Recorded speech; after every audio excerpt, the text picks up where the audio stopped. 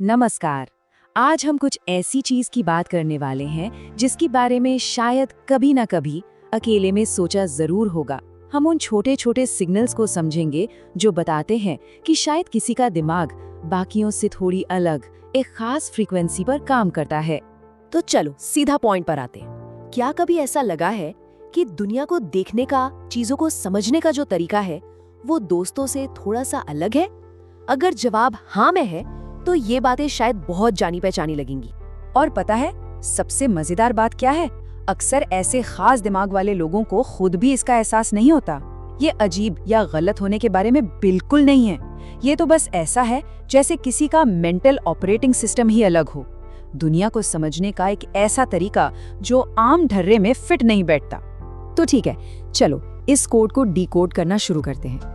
सबसे पहली कैटेगरी के जो सिग्नल हैं वो हमें सोशल दुनिया में दिखते हैं। चलिए देखते हैं कि ये खास दिमाग वाले लोग दूसरों के साथ कैसे डील करते हैं। पहला साइन, सोशल बैटरी।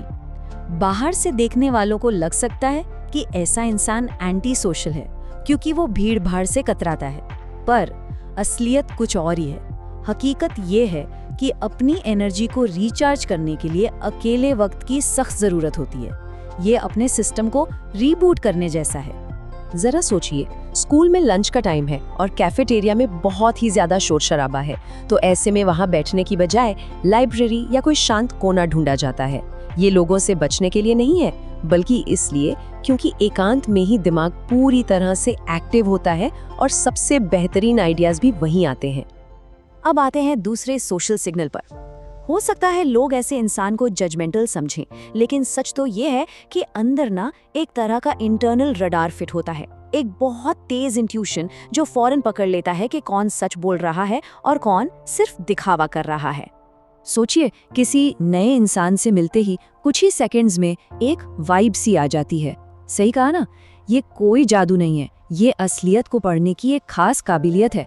और इसी वजह से हो सकता है कि फ्रेंड सर्कल बहुत बड़ा ना हो, पर यकीन मानिए वो सबसे ज्यादा लॉयल और सच्चा होता है। चलो आप थोड़ा अंदर झांकते हैं, दिमाग के अंदर देखते हैं कि सोचने का तरीका कैसे अलग होता है, यानी मेंटल प्रोसेसिंग। तीसरा साइन, क्या कभी किसी को आलसी कहा गया है? शायद इसलिए क्योंकि वो फौरन किसी काम पर कूद नहीं पड़ते, पर हकीकत ये है कि ऐसे लोग अपनी एनर्जी को लेकर बहुत स्ट्रेटेजिक होते हैं। बात काम न करने की नहीं है, बात ये तय करने की है कि क्या कोई काम कीमती वक्त और मेहनत के लायक है भी या नहीं। जैसे मान लो स्कूल में एक बड़ा ग्रुप प्रोजेक्ट मिला, बाकी सब तो फौरन काम पे लग गए, लेकिन कुछ लोग पहले रुक कर सोचते हैं कि सबसे अच्छा तरीका क्या होगा। ये आलस नहीं, बल्कि ये पक्का करना है कि जो मेहनत की जा रही है वो सही दिशा में लगे। इसे कहते हैं स्मार्ट वर्क, हार्ड वर्क नहीं। और चौथा साइन, गहरा सोचने की आदत। ज्यादातर लोगों के लिए जवाब मिल गया मतलब बात खत्म, पर ऐसे दिमाग के लिए वहां से तो कहानी शुरू होती है। सिर्फ क्या से तसल्ली नहीं होती, दिमाग क्यों और कैसे के पीछे भागता है, छुपे हुए कनेक्शंस को ढूंढता है। और यही बात है जो दूसरों से अलग बनाती है।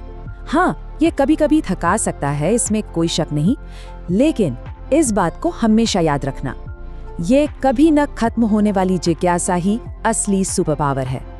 अब आते हैं आखिरी दो साइंस पर। ये इस बारे में है कि कैसे अंदर की आवाज बाहर के शोर से ज्यादा मजबूत होती है। पांचवा साइन, जो चीजें ट्रेंड में हैं वो शायद उतनी अपील ना करें।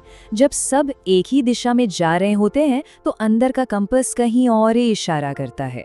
इसे अजीब नहीं, एक्सप्लोरर होना कहते हैं। मतलब ट्रेंड्स को नहीं, अपनी जिज्ञासा के नक्शे को फॉलो करना।